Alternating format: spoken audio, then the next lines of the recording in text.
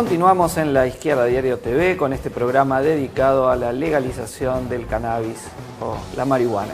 En este caso estamos con Facundo Rivadeneira y Pablo Álvarez de la organización Cogollos del Oeste. Hola, ¿qué tal? ¿Cómo están? Gracias por invitarnos. Antes de empezar la charla vamos a ver un fragmento de una entrevista que hacemos entremezclada, donde están Sebastián Basalo de la revista THC y el doctor Marcelo Moranti, a quien recién veíamos cuando estábamos conversando con Pamela Vicente de Mama Cultiva.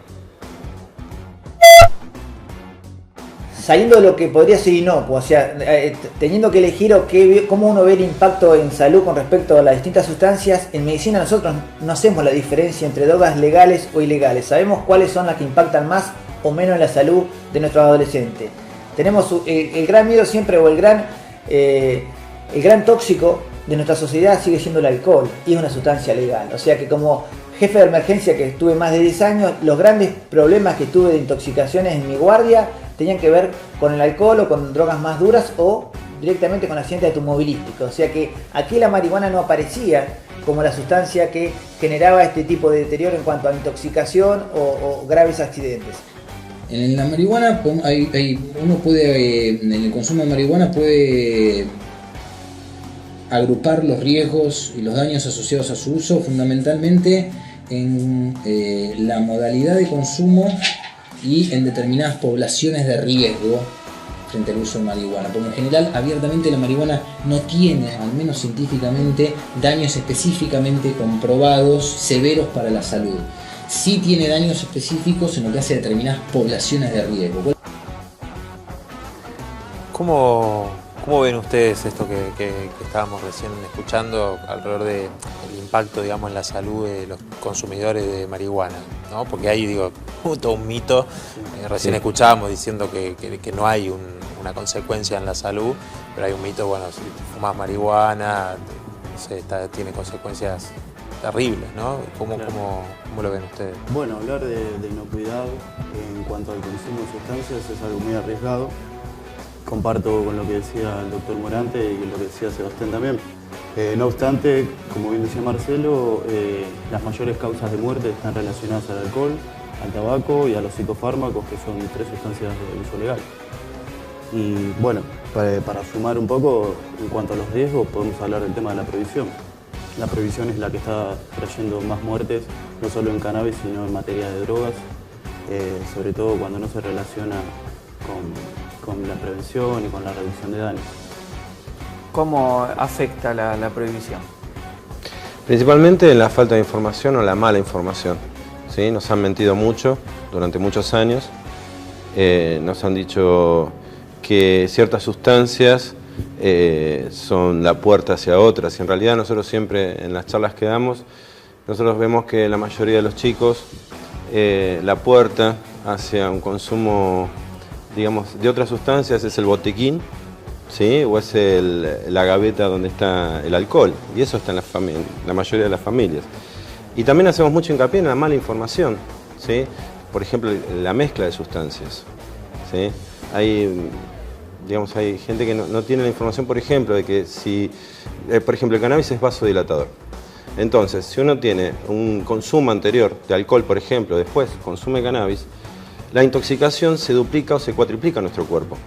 Entonces ahí genera, digamos, una interacción, digamos, realmente muy mala para nuestro cuerpo. No así al revés. Por ejemplo, si uno consume cannabis y después alcohol, la dosis es tan mínima de alcohol que produce el mismo efecto que esa, digamos, quintuplicación, digamos, de alcohol en una segunda instancia. ¿Se entiende lo que te quiero decir? O sea, la mezcla, digamos, de sustancias, nosotros no la recomendamos, no la sugerimos, y siempre lo que tratamos es de informar, ¿sí? Yo soy de la década del 70, entonces nací con que todas las sustancias son malas, todas las drogas son iguales, todas matan, y sin embargo hoy vemos que la prohibición lleva a esto, las muertes por consumo, digamos, por abuso de sustancias siguen estando, la criminalización de los usuarios siguen estando, y eso realmente al día de hoy no ha cambiado, porque tampoco la ley ha cambiado.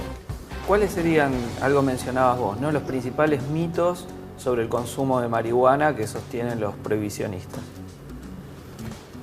Puerta de entrada a otras drogas, bueno, la destrucción de las neuronas, no sé qué más, está todo refutado científicamente ya. Pero bueno, nos pasa que por ahí en estudio de televisión aparece un médico que dice que la marihuana destruye las neuronas y pone un cerebro de vaca y le echa ácido sulfúrico arriba. Digamos, eso no es construcción, pero para nada. Cuando en otros lugares del mundo sí ya se está empezando a avalar científicamente que no solo no destruye las neuronas, sino que es neuroprotector. Entonces estamos ante una gran mentira que lleva años. Ahora, los invito a que veamos estas entrevistas sobre el tema concretamente a lo que lleva, digamos, lo que te obligan a consumir también el prohibicionismo, ¿no? Porque digo, lo que hace al control de daños, particularmente en la marihuana, pero en general en las drogas, bueno, te lleva a consumir realmente cosas increíbles y eso sí tiene consecuencias por ahí que se desconocen, ¿no? La marihuana prensada que se consigue en el mercado negro fundamentalmente está cultivada de manera muy pobre y propia de la velocidad que requiere el narcotráfico. Entonces no se separan machos de hembras, no se la seca correctamente, no se separan tallos de flores, que la flor de la planta hembra de cannabis es la única parte que se consume. En la marihuana prensada hay machos, hay hembras, no solo hay flores, hay hojas, hay tallos, está todo junto, mezclado, no secado correctamente y prensado, y cuando vos no secás correctamente ninguna planta y la envasás, lo que ocurre es que se empieza a pudrir naturalmente, cualquier planta. Y al pudrirse genera hongos, entre otras cosas. Hongos que cuando ingresan a los pulmones generan daños, en algunos casos irreversibles, al sistema respiratorio de las personas. Bueno, sí, escuchábamos lo que nos comentaba Sebastián, y es algo que también creo que hace mientras menos recursos, inclusive económicos, se tiene, también más porquería se consume, para decirlo de alguna manera, ¿no? Totalmente de acuerdo. Sí, Sebastián es muy claro en cuanto al tema, digamos, de las calidades cuando uno accede al mercado negro a consumir cualquier tipo de sustancia, hasta inclusive puedo meter el alcohol ahí. También al no haber control, no estar regularizado, uno puede acceder a una situación, sí, obviamente, por una cuestión también económica, ¿no? Nosotros entendemos que hoy, por ejemplo, el autocultivo, es una manera de asegurarse, digamos, la calidad de lo que uno consume, y tampoco se necesita tener muchos recursos, realmente es un poco de tierra, ganas, unas semillas y el autocultivo. De esa manera nosotros lo vivimos durante años. En nuestra agrupación todos cultivamos y entendemos de que esa también es la verdadera revolución, digamos. Entendemos también de que es una manera de cortar con el narcotráfico. O sea, no ir a exponernos a una situación, digamos, en un barrio de emergencia, o no tiene que ser porque ser asociado a un barrio de emergencia, sino cualquier lado donde uno vaya a conseguir cualquier tipo de sustancia ilegal, te expones. Entonces, de esta manera, lo que uno sabe principalmente qué es lo que está consumiendo, sabe, digamos, tiene responsabilidad para con uno, porque realmente uno tiene que saber lo que está consumiendo y lo que se va a meter en el cuerpo. Y para eso tiene que leer, tiene que informarse y tiene que acceder a los entes, digamos, por ejemplo, a nuestra asociación, donde nos tomamos el trabajo de chequear mucho la información que aparece en internet, porque hay mucho fake, como le dicen ahora los chicos. Entonces nos tomamos ese trabajo de ir a las fuentes, de consultar, digamos, desde el punto de vista científico, si es real o no esa información. Entonces, dar esa información, bajarla y que la gente decida, tratarlos como adultos, ¿no? Eso es lo mejor, por lo menos nosotros creemos que es la mejor herramienta, la información. Los invito, vamos a una pausa, a un corte, y volvemos con este tema sobre el prohibicionismo, también ligado a lo que es la persecución, ¿no?, al consumidor. Perfecto, gracias.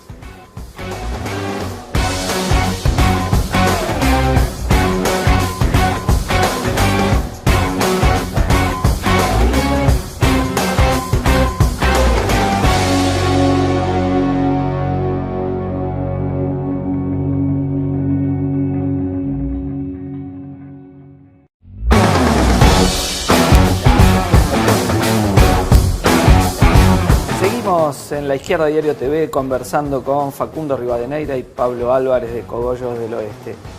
Ustedes recién mencionaban la relación que hay entre prohibición y beneficio del narcotráfico, ¿no? ¿Por qué no desarrollan un poquito más esto?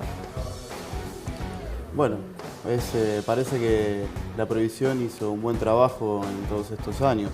Tenemos un mercado de drogas ilegales que en realidad está regulado y es por la policía. Y a su vez estadísticas que van sumando día a día con la cantidad de detenidos que tenemos, que en realidad no tiene ningún beneficio porque es plata, es dinero que se gasta, cada causa cuesta miles de pesos y tenemos un número muy grande de causas anuales. Por eso le sigue favoreciendo a todo lo que es el mercado negro. Sí, hay estadísticas del 2012 que hay un total de 24.599 causas, de las cuales 9.414 son a consumidores individuales. Es decir, son usuarios de... Claro, usuarios de cannabis. Digo, pero lo que vos decías recién me parece significativo porque vos decías que la policía tiene el control de este mercado ilegal y el prohibicionismo en ese sentido recrea permanentemente esa situación, porque ahora vemos que el gobierno dice, bueno, en Rosario, donde está el narcotráfico, enviamos gendarmería, policía, en el conurbano bonaerense, y en realidad el prohibicionismo lo que hace es que las mafias policiales, que ya se ha descubierto en Córdoba, en Santa Fe, en La Matanza, en todos lados, estaban... Las propias cúpulas policiales estaban implicadas, está probado, digamos, no es que lo digamos acá, sino que está probado que ellos tenían el control del narcotráfico, ¿no? Verdaderamente estas estadísticas muestran hacia quién está enfocado el punitivismo, ¿no? Exactamente. Bueno, de hecho, digamos, para hacer así un cálculo rápido, de 10 camiones que pasan por la frontera, detienen a uno, se plantan las cámaras, se hace la estadística, que es lo que hablábamos, y esto mismo sucede todos los días con los usuarios. Es estadísticas en la calle para avalar este sistema de narcotráfico cero, de lucha contra las drogas. Es algo que no existe, es algo que ya quedó en el tiempo. Incluso Estados Unidos, que es el país promotor de la guerra contra las drogas, está legalizando prácticamente, ya legalizó la mitad de los estados y está avanzando en una reforma federal. Entonces sabemos que ya cae de maduro que esto forma parte de un sistema económico paralelo a lo que vendría a ser una regulación o una situación legal. La legalización, ¿cómo afectaría al narcotráfico? Por un lado, empezamos por los impuestos. O sea, detrás de la regulación hay una producción, hay controles de calidad, hay movimiento económico que daría trabajo. Un montón de gente. Un montón de gente, no solo desde el cannabis, sino desde el cáñamo industrial y todas las herramientas que constituyen a la planta. Por ejemplo, en el caso del cáñamo industrial, sería un cultivo perfecto para la rotación con otros cultivos. De hecho, en Chernobyl, el suelo radioactivo se descontaminó con cáñamo industrial. O sea, estamos hablando de una planta que vive en la radiación donde no puede vivir el hombre. Entonces, no hay mucho más que pensar, digamos. Realmente, de hecho, la prohibición, mucha gente cree que empezó por el cannabis. Y realmente empezó por el cáñamo industrial. O sea, era competencia directa de los derivados del petróleo en esa época. Entonces se empieza esta demonización de la planta y a esto se le suma el cannabis después. Digamos, acá lo más importante, lo que tenemos que hablar también es del cáñamo industrial. De hecho, hasta el año 1989 en Jáuregui se cultivaba. Digamos, existía la industria cañamera. O sea, no, estamos hablando de siglos atrás y estamos hablando de 1989. Y con respecto al punitivismo y al ataque al consumo individual recreativo, ¿no?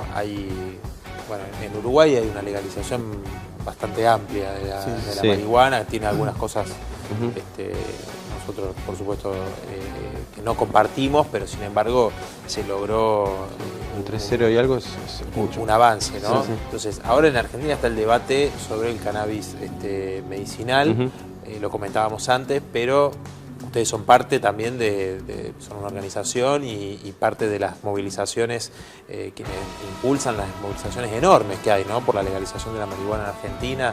Bueno, de hecho hemos estado nosotros reunidos con ustedes, con otras agrupaciones, impulsando un proyecto, ¿no? De legalización de la marihuana.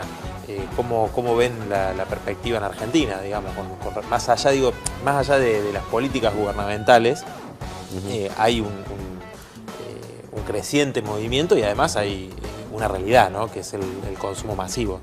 Y sí, imagínate que la estadística nos da esas 9.400 causas anuales, nos da un promedio de un detenido cada 1 hora 10. Es tremendo porque esto habla del índice también de la cantidad de usuarios que hay. No se trata de una cuestión de fomento, de apología, es una cuestión de una realidad. No por algo tenemos 200.000 personas en una marcha y sabemos que hay más usuarios que nos salen y es un movimiento que está creciendo día a día. Y crece desde la casa de uno, desde cuando uno sale y se da cuenta de que no quiere vivir oprimido, como vos bien decías, con el tema del punitivismo. No se puede. Sí, además hay una situación, nosotros como agrupación no hacemos apología del consumo, ¿sí? Nosotros lo que decimos es que aquella persona que decidió consumir cannabis, que lo haga de una manera sana y natural, ¿no? Digamos, que conozca, vuelvo a repetir, que conozca, digamos, qué se está metiendo en el cuerpo. Claro, que tenga la información que tenga adecuada la información y que tenga la decida. libertad de decidir. Exactamente, digamos, tratarlo como adulto. Si no, hoy estamos cambiando la figura, por ejemplo, en el caso de un abuso, ¿sí? De una sustancia, hoy está un policía lo decide, y no un médico. ¿Se entiende? Hoy la actual ley, viene que te mete preso, digamos, aquí dice usted es un policía. Es una locura. Digamos, estamos poniendo una figura que tiene otra situación en una situación, digamos, que no se puede manejar, de que generan estos números y realmente, digamos, por ahí es redundante lo que decimos, pero realmente nos genera un montón de derivación de recursos y de impuestos donde no pasa nada. Realmente no pasa nada porque esto no llega a ningún lado. Digamos, tenemos compañeros que han sido, digamos, encarcelados, han aparecido muertos, digamos, colgados. Al otro día que han sido encarcelados, digamos, en una comisaría, en la de Pilar, esto hace unos 4 años atrás, más o menos, 3 años, Miguel Durrels, por ejemplo, digamos, esto se sabe, bueno, esto es uno solo de los casos, por ejemplo, de prohibicionismo. Claro. Vamos a ver otro de los videos que tenemos con los reportajes, en este caso sobre la criminalización del uso recreativo que estamos conversando. Creo que lo lamentable del uso recreativo es que la solución al problema se la estamos dando desde la policía. O sea, criminalizar un acto de consumo también no deja de ser un problema de salud. Porque esas familias sí se enferman producto de que yo estoy ejerciendo violencia para controlar un consumo. O sea que cuando el médico dice, no, del uso recreativo que se ocupen los expertos en adicciones, yo los entiendo. Los expertos en adicciones tienen que trabajar en profundidad y valoro mucho su trabajo. Pero los médicos no podemos decir que la política de drogas hoy nos genera un problema de salud. El usuario recreativo hoy está criminalizado con situaciones de violencia y como médico creo yo que me siento un poco responsable, porque yo como papá de un adolescente, si mi hijo por vincularse con una sustancia en forma inadecuada, porque la sustancia no es inocua, como tampoco lo es el alcohol, el tabaco y la velocidad, si por esa situación mi hijo fuera preso, esa situación de violencia para mi familia no deja de ser un problema de salud. O sea que hacer una gran diferencia entre el usuario recreativo y el uso medicinal creo que son parte de un mismo fenómeno, que tendremos que establecer prioridades para resolverlo, no me cabe duda. Porque hay gente que tiene hijos convulsivando 300 veces por día. Ahora, que la problemática es mucho más global y que el fenómeno digamos, tiene que ser analizado en totalidad, creo que eso sí es necesario. Ha sido una de las organizaciones que han acompañado el proyecto que presentó Miriam Bregman por la legalización del Frente de Izquierda. Me gustaría algún comentario sobre el proyecto. Bueno, es una gran iniciativa, sabemos que es de avanzada, sabemos que hoy el debate en el Congreso por ahí tiene otro rumbo, hacia donde lo está tratando de llevar el poder político de turno que tenemos, pero creemos que eso va luego de esta primera etapa que de debate va a salir con todo y sobre todo porque contamos con el apoyo de todos los compañeros. Es un proyecto de ley que defiende los derechos humanos, defiende a los cultivadores y creemos que suma y va a sumar y va a enriquecer el debate en un futuro no muy lejano. Sí, totalmente de acuerdo con lo que dice Facundo. Además, sumar que realmente esto lo que ha generado que digamos, diputados nos llamen a nosotros, porque realmente nos hemos encontrado siempre con que se arma un proyecto de ley sin consultar a quien sabe, ¿no? En este momento, digamos, realmente esto me habla muy bien de los partidos políticos, ¿no? De que, bueno, tenemos este proyecto, ¿qué les parece? ¿Qué pueden sumar? ¿Qué pueden cambiar? Digamos, esto de la construcción colectiva, nosotros creemos en eso. Constantemente estamos construyendo colectivamente. Hoy, por el caso de las madres, por ejemplo, nosotros vamos a acompañar a las madres, las tenemos que acompañar porque trabajamos con ellas y vamos a seguir trabajando siempre.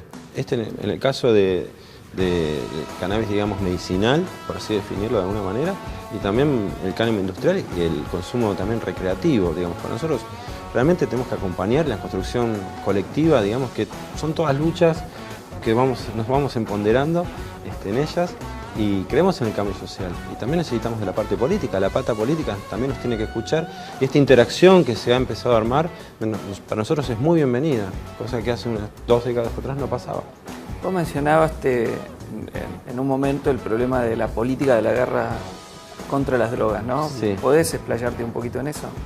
Bueno, el problema empieza en la década del 30, como bien decía el compañero, con el tema de la Tax Act, que fueron las primeras multas hacia los cultivadores.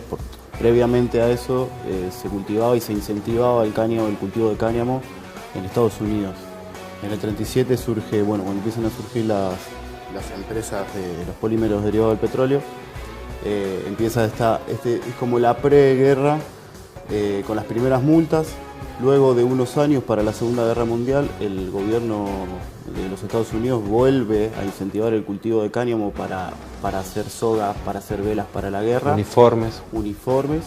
Y bueno, empiezan a pasar los años y en el año 74, si no me equivoco, Nixon declara la guerra contra las drogas y trasladando ya esa misma guerra a Naciones Unidas, no solo quedó en Estados Unidos.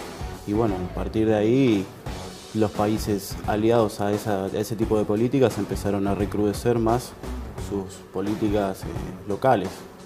Y bueno, Argentina es uno de los peores casos en cuanto, como decías, al punitivismo. En el 74 se sanciona la ley 20771, que es la precuela de la 23737, y se termina, bueno, la última ley que es la que tenemos ahora vigente, que se sanciona en el 89, que siguió recrudeciendo esas políticas. Es un gran paradigma, digamos, la prohibición, es un paradigma que empezó por una cuestión económica, se sumaron diferentes sectores del poder y terminó generando un monstruo gigante que es la prohibición, y es contra el que lamentablemente tenemos que luchar día a día.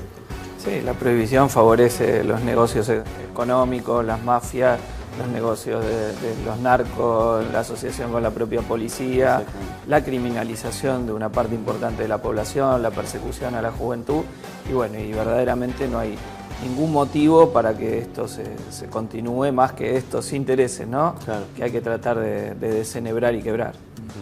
Bueno, Facundo, Pablo, muchísimas gracias por haber venido a la izquierda. Ustedes por invitarnos. Así que bueno, seguiremos por supuesto impulsando el proyecto, estando en las movilizaciones como lo hemos hecho desde el PTS y el Frente de Izquierda. Muchísimas gracias. Gracias. Seguimos en La Izquierda Diario TV.